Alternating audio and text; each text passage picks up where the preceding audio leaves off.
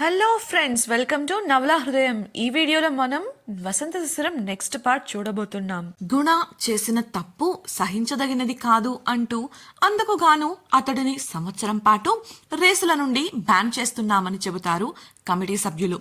అందుకు ఆగ్రహించిన గుణ తనతో పాటు నంబర్ 1 కూడా తనలానే చేశాడు కాబట్టి అతన్ని కూడా బ్యాన్ చేయాలని ఒత్తిడి చేస్తాడు. అందుకు విక్కీ సమాధానమివ్వగా తను చేసిన పనిని కప్పిపుచ్చుకుంటూ తనకు ఏమీ తెలియదన్నట్లు ప్రవర్తిస్తాడు గుణ. నారాయణ్ గౌడ్ గుణ చేసిన పని తాము కనిపెట్టామని, సాక్ష్యం కోసం తన బండిని తనిఖీ చేయిస్తున్నామని చెప్పగా ఇదంతా తనను కావాలనే రేసు నుండి తప్పించడానికి వారు చేస్తున్న కుట్ర అని, వారే ఏదో చేసి తన బండిలో పెట్టి దాన్ని సాక్ష్యంగా చూపించాలి అనుకుంటున్నట్లు ఆరోపిస్తాడు. అతడి మాటలకు విస్తుపోతూ ఏం చెయ్యాలో అర్థం కాక తల పట్టుకుంటారు కమిటీ సభ్యులు. అప్పుడే వసంత్ విక్కీ చెవిలో ఏదో చెప్పగా అతడు లేచి వెళ్లి అదే విషయాన్ని నారాయణ్ గౌడ్ చెవిలో చెప్తాడు. నారాయణ్ గౌడ్ బండిని తనిఖీ చేయడానికి వెళ్లిన తన మనుషులకు వెంటనే వీడియో కాల్ కలిపి దానిని ప్రక్కనే ఉన్న టీవీ స్క్రీన్ కు కనెక్ట్ చేయిస్తాడు. అప్పటికి ఇంకా అతని మనుషులు గుణా బండి దగ్గరకు వెళ్లి ఉండరు. గుణా బండి ఉండే గ్యారేజ్ కు వెళ్లే దారిలో ఉంటారు. స్క్రీన్ పై కనిపిస్తున్న దృశ్యాలను చూపిస్తూ నారాయణ్ గౌడ్, చూసావు కదా, ఇంకా మా వాళ్ళు మీ బండి దగ్గరకు వెళ్లలేదు. దీన్ని బట్టి తెలుస్తుంది కదా మేము నిన్ను ఇరికిస్తున్నామా లేక నువ్వే తప్పు చేశావా అని. మరో విషయం, ఈ వీడియో మా తర్వాతి ఇన్వెస్టిగేషన్ కోసం రికార్డ్ కూడా చేయబడుతుంది. మా జాగ్రత్తల్లో మేము ఉండాలి కదా. చివరి మాటలను వత్తి పలుకుతూ అన్నాడు. ఆ మాటలతో గుణకు తల కొట్టేసినట్లవ్వగా మరోవైపు తన బండారం బయటపడుతుందేమో అన్న టెన్షన్ పెరిగిపోయింది. ఈలోపు గ్యారేజ్ను చేరుకున్న తనిఖీలు చేసే బృందాన్ని అక్కడున్న గుణ మనుషులు అడ్డుకోగా వారు గుణ బండిని తనిఖీ చేయమని మా దగ్గర ఉత్తర్వులున్నాయి, ఇలాంటి ఇన్వెస్టిగేషన్ ఏది ఉన్నా సహకరిస్తాను అని గుణ రేసుకు ముందు ఒప్పుకొని సంతకాలు చేసిన పత్రాలివి అంటూ పత్రాలు చూపిస్తూ వివరించగా గుణ మనుషులు ఎదురు చెప్పలేకపోయారు. తాను సంతకం చేసిన పత్రాల గురించి పూర్తిగా మర్చిపోయిన గుణ తన సమస్యల్లో ఇరుక్కున్నట్లు అర్థం చేసుకున్నాడు. ఇప్పుడు కానీ వారు తన బండి తనిఖీ చేస్తే తాను చేసిన పని పూర్తిగా బయటపడిపోతుంది. వారే ఇదంతా చేశారని నిందించడానికి కూడా జరుగుతున్నదంతా లైవ్లో చూపించడమే కాక భవిష్యత్తులో సాక్ష్యాల కోసం అదంతా వీడియో తీస్తున్నారు కాబట్టి అటువంటి అవకాశమూ లేదు. సరిగ్గా అదే సమయంలో అతడి బండిని తనిఖీ చేస్తున్న ఒక వ్యక్తికి బండి ముందు చక్రం దగ్గర ఏదో ఒక భాగం అధికంగా అమర్చినట్లు అనిపించి దగ్గరగా వెళ్లి పరిశీలించాడు. అది చూసిన గుణ శరీరం చెమటలతో తడిచిపోయింది. ఆ వ్యక్తి వెంటనే తన అనుచరుడు దగ్గర ఉన్న రేంచి అందుకొని ఆ భాగాన్ని బండి నుండి వేరు చేశాడు. దాన్ని అలాగే పట్టుకొని లైవ్లోనే వీడియో తీసుకుంటూ ఆఫీస్ రూమ్కు చేరుకోగా గుణకు టెన్షన్ పెరిగిపోయింది. వారు తీసుకొచ్చిన భాగం మరేదో కాదు, అతడు దేనినైతే ఉపయోగించి నంబర్ 1 బైక్ టైర్కు రబ్బరు చుట్టుకుపోయేలా చేశాడో అదే వస్తువు. బల్లపై ఉన్న ఆ వస్తువును చూపిస్తూ, ఇప్పుడేం చెబుతావు గుణ? నారాయణ్ గౌడ్ కోపంగా ప్రశ్నించగా గుణ ఒక నిర్ణయానికి వచ్చి దీర్ఘంగా ఊపిరి పీల్చుకొని, ఇదేంటో నాకసలు తెలీదు. నా బండిపైకి ఇది ఎప్పుడు ఎలా వచ్చిందో కూడా తెలీదు. రేస్కు ముందు ఇది లేదు, స్థిరంగా చెప్పాడు. అతడి మాటలకు నారాయణ్ గౌడ్తో సహా మిగతా కమిటీ సభ్యులంతా అసహనంగా చూశారు.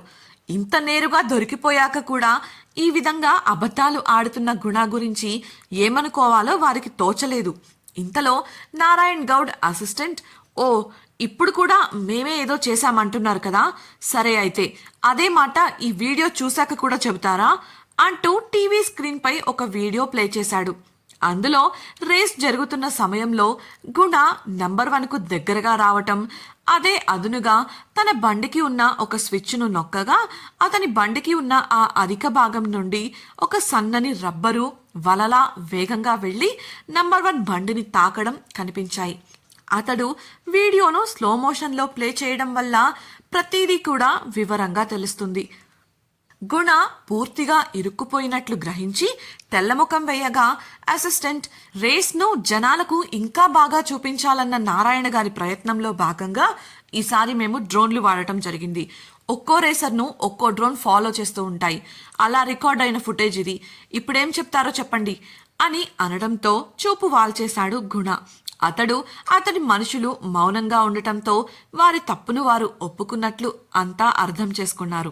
ఇక్కడితో విషయం తేలిపోయింది కాబట్టి ఇకపై సంవత్సరం పాటు నువ్వు ఈ గ్రౌండ్కి దూరంగా ఉండాలి. ఇక వెళ్ళు అని గుణాను ఉద్దేశించి చెప్పాడు నారాయణ్ గౌడ్. గుణ అవమాన భారంతో గది నుండి బయటకు కదలబోగా ఒక్క నిమిషం అన్న నంబర్ 1 స్వరం వినపడింది. అతడు ఫోనులో రండి అని చెప్పి ఫోన్ కట్ చేసిన మరుక్షణం అతని బౌన్సర్స్ ఒక ముసుగు వేసుకున్న వ్యక్తిని లోపలికి లాక్కొచ్చి పడేశారు. అతని ముసుగు తొలగించి చూడగా గుటగలు మింగాడు గుణ. దీనికి కూడా సమాధానం చెప్పేసి వెళ్ళమనండి అని నంబర్ 1 చెప్పగా కోపంగా పళ్ళు కొరికాడు గుణ. ఎలా అయినా నంబర్ 1 ఎవరో కనిపెట్టి బయటి ప్రపంచంలో అతడిని ఏదైనా చేసి రేసులకు దూరం చేయాలి అనుకున్నాడు. కానీ తన మనిషి ఇంత సులభంగా దొరికిపోతాడు అని అతను అసలు ఊహించలేదు. రేసర్ల వ్యక్తిగత రహస్యాలను కనుక్కోవాలని ప్రయత్నించడం వారి నిబంధనలకు వ్యతిరేకం కావడంతో పాటు ఆధారాలు కూడా దొరకగా మరో 6 నెలల బహిష్కరణకు గురయ్యాడు గుణ. ఓటమి భారంతో అతడు వేగంగా అక్కడి నుంచి వెళ్ళిపోగా తాము వచ్చిన పని పూర్తి కావడంతో కమిటీ సభ్యులు కూడా వెళ్ళిపోయారు. చివరిగా అక్కడ నారాయణ్ గౌడ్, అతని స్నేహితుడు, అసిస్టెంట్ వసంత్, కిషోర్ మరియు విక్కీలు మాత్రమే మిగిలారు. నారాయణ్ గౌడ్ స్నేహితుడు లేచి వచ్చి నంబర్ 1 చెయ్యి పట్టుకొని మా మాట కాదనకుండా వచ్చినందుకు చాలా సంతోషంగా ఉంది, ధన్యవాదాలు అని చెప్పగా అది నా బాధ్యత, మీరు గతంలో నాకు చేసిన దానితో పోల్చితే ఇదెంత అన్నాడు నంబర్ 1. అందుకతడు నవ్వి అది నీ మంచితనం, సరే ఇక నేను వెళ్ళొస్తాను, ఉంటాను గౌడ్ అంటూ అక్కడి నుంచి వెళ్ళిపోయాడు. అతడు వెళ్లటమే అసిస్టెంట్ తలుపు గొళ్ళెం పెట్టగా మాస్కులు తీసి రిలాక్స్ అయ్యారు అంతా. నారాయణ్ గౌడ్ నవ్వుతూ పెళ్లికి కూడా పిలవనంత దూరపు మనిషినా నేను అని వసంత్ను ప్రశ్నించగా వసంత్ మొహమాటంగా అలాంటిదేం లేదు నారాయణ్ గారు, అనుకోకుండా జరిగిపోయింది అని బదులిచ్చాడు. కిషోర్ కల్పించుకొని అదో పెద్ద కథలేండి నారాయణ గారు, చుట్టపు చూపుగా పెళ్లికి వెళ్ళి పెళ్లి కూతురి మెడలో తాళి కట్టాడు మనవాడు, ఏదో వాడితో వెళ్ళపట్టి నేను పెళ్లి చూడగలిగాను కానీ పాపం మా అమ్మ వీడి పెళ్లి గురించి ఎన్ని ఆశలు పెట్టుకున్నారో తెలుసా వసంత్ వంక చూస్తూనే నవ్వుతూ అన్నాడు. ఆ మాటలకు నారాయణ్ గౌడ్ ఆశ్చర్యపోగా అది గమనించిన వసంత్ కిషోర్ డొక్కలో మోచేతితో పొడిచి మా పెళ్లి కొన్ని సంఘటనల వల్ల అనుకోకుండా జరిగిపోయింది, అంతకు మించి వేరే ఏం లేదు అని చెప్పాడు. అతడి మాటలకు నారాయణ్ గౌడ్ సరే అన్నట్లు తల ఊపి అలాగే అయితే ఇంతకీ అమ్మాయి పేరేంటి, తన వివరాలేంటి అని ఆసక్తిగా అడిగాడు. వసంత్ అవన్నీ మీరే అడగండి నారాయణ గారు నవ్వుతూ చెప్పాడు. దాంతో నారాయణ గౌడ్ సంతృప్తిగా చూస్తూ తన అసిస్టెంట్కు సైగ చేయడంతో అతడు శిశిర వాళ్లు ఉన్న గది తలుపు తట్టాడు. అముదా మేడం, సార్ మీ అందరినీ బయటకు రమ్మంటున్నారు అని అతడు వినయంగా చెప్పగా నిమిషానికే ఆ గది తలుపు తెరుచుకుంది. ఆమెకు ఒంటరిగా చిక్కిన శిశిర ముఖం ఎలా ఉంటుందో అని ఆసక్తిగా ఆ వైపు చూసిన వసంత్కు నవ్వుతూ శిశిర చెయ్యి పట్టుకొని బయటకు తీసుకువస్తూ కనిపించింది అముద. ఆ దృశ్యం చూసిన వసంత్ ఊరటతో నిట్టూర్చగా అముద అతని వంక చూసి మూతి 3 వంకర్లు తిప్పి తన తండ్రి దగ్గరకు వెళ్ళింది.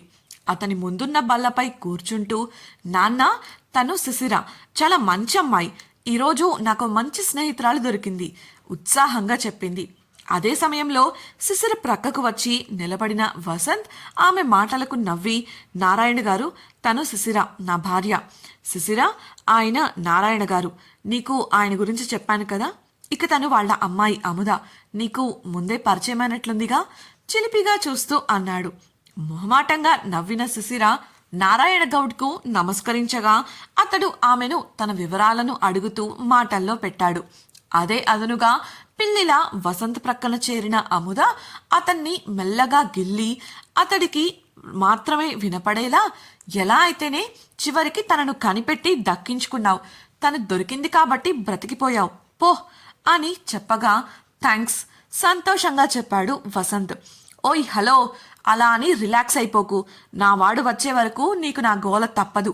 చూడబోతే శిశిర ఇలాంటివి పట్టించుకునే అమ్మాయిలా కనిపించట్లేదు, చూస్తా మీ ప్రేమ ఎంత గొప్పదో, గెట్ రెడీ అని ఈవిల్గా నవ్వి పక్కకు వెళ్ళిపోయింది. ఆమె మాటలకు అద్దరిపడ్డట్లు చూస్తూ నిలబడిపోయాడు వసంత్. ఇంతకీ అముద ఏం చేయబోతోంది? శిశిరతో ఆమె స్నేహం నిజమా లేక నటన? వసంత్ పట్ల ఆమె అంతరంగం ఏంటి? అముద మాటల అంతరార్థం ఏంటి? ఇంతటితో గుణతో వచ్చిన సమస్య తీరిపోయినట్లేనా? అతడు నెంబర్ 1 గురించి తెలుసుకోవాలని ఎందుకు ప్రయత్నించాడు? అముద రాక శిశిర వసంతుల జీవితాలలో ఎటువంటి మార్పులను తీసుకురాబోతోంది తెలుసుకోవాలనుకుంటున్నారా? అయితే ఛానల్ను సబ్స్క్రైబ్ చేసి వసంత శిశిరం రాబోయే ఎపిసోడ్స్ వినేయండి. అలాగే మీకు ఈ వీడియో నచ్చినట్లయితే లైక్ చేసి మీ సన్నిహితులకు షేర్ చేయండి. మీ అభిప్రాయాలను మాతో పంచుకోవడం కోసం కామెంట్ సెక్షన్లో తెలియజేయగలరు. ఇట్లు మీ నవలా హృదయం team. Thank you for listening.